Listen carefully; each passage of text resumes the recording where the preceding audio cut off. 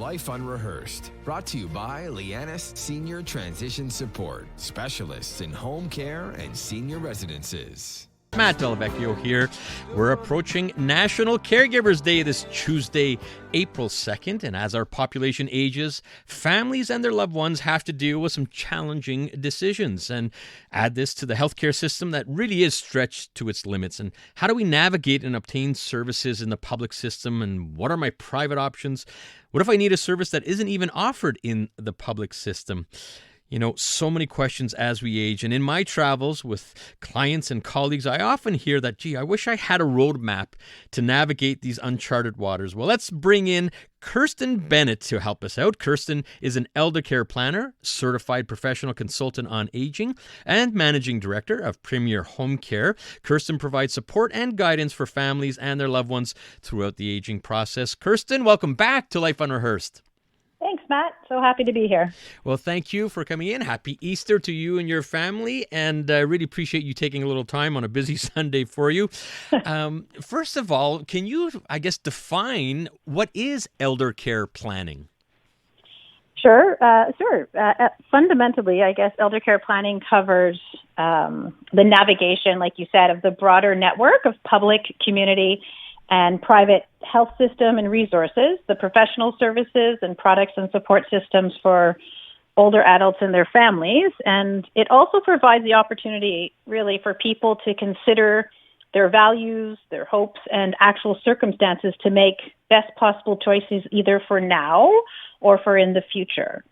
So, we're working with older adults and their families to enable them to make better informed decisions and find practical solutions throughout the aging journey. And those solutions are so desperately needed because there's always moving parts because the government is changing policies and so on. The population's aging, which is stressing the healthcare system. So solutions is so desperately needed. So we're going to talk about some of these solutions, Kirstin. You actually sent me a list of four of the biggest needs that families talk to you about as their family members get older and perhaps in need of more assistance. We're going to tackle each one of those four, starting with navigating.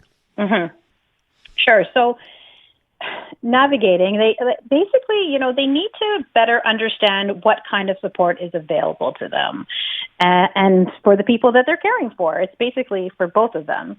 So the navigating piece is learning about, finding and assisting people in gaining access to resources available in the public healthcare system, community organizations that exist and are actually eager to assist, and private services, providing or product specialists, things like that. It's super important to sort of give them a bit of a roadmap, like you said. And navigating is so important. That is the first step indeed. If you can get it through the public system, great, but to know that there are other nice community, nonprofits, and private options available. The next topic that you tend to get a lot of families talking to you about is guiding. What do you mean by that? Yes, well, ultimately it begins, with a conversation. Oftentimes families need to talk out sort of what the primary or more urgent needs are and then secondary needs. We cover topics like mobility issues, nutrition, hydration, home safety, social isolation, barriers to change.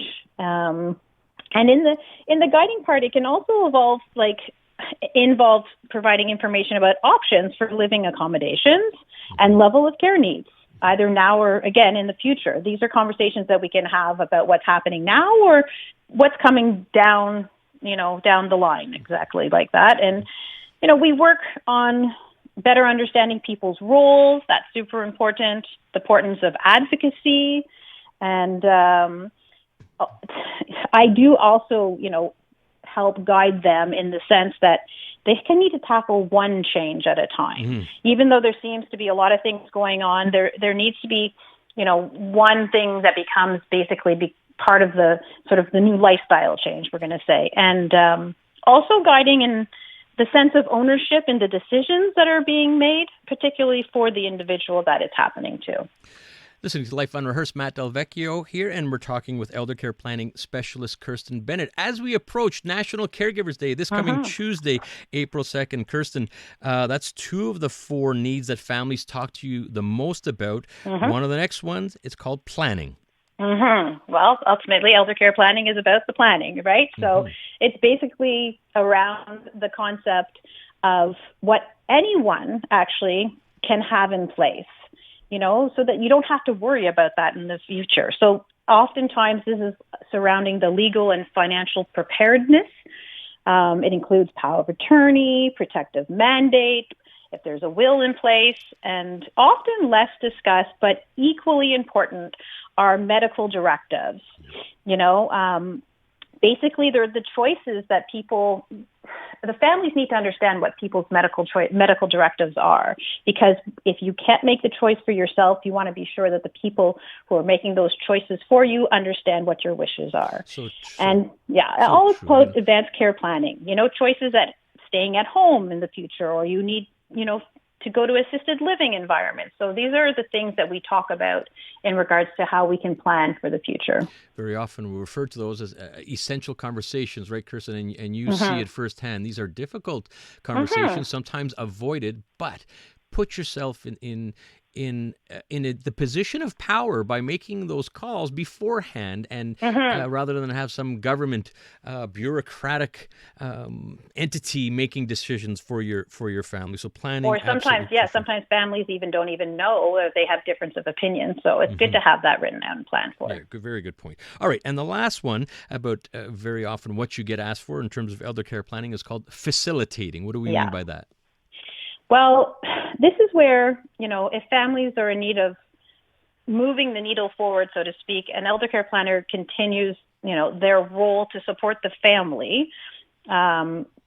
So it's emotional support. It's bridging those more difficult conversations, clarifying people's roles, working in little steps until it becomes part of the regular routine.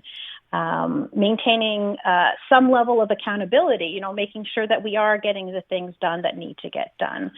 Ultimately, we're facilitating in those conversations that may be more difficult, like you were saying, to have, making the sometimes more taboo subjects matters more approachable, and ultimately trying to provide, a safe space for them to be more simple concepts, discuss the facts despite the emotional sort of arena that they revolve around. All very, very good points, Kirstin. We're already out of time. And I know you're a big proponent of self-care, and just like Claire Webster was the first half of the show, you got to take care of yourselves. Now, Kirstin, before we leave you, what is the best way to get a hold of you?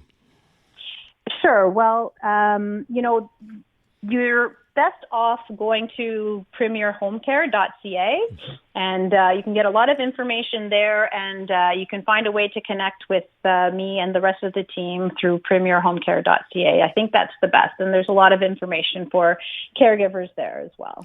Excellent. All right. Thank you very much, Kirstin, for spending a little time here on a Sunday. My pleasure, Matt. Thank you so much for having me. All right. Thank you. That's Kirstin Bennett. She's an elder care planner, certified professional consultant on aging, and the managing director of Premier Home Care. Really appreciate it. And thank you for tuning in to Life Unrehearsed. Happy Easter for those that are celebrating. And remember, if you are a caregiver, take care of yourself, and wish you continued strength and courage in your caregiving role as we approach National Caregiver Day on April 2nd.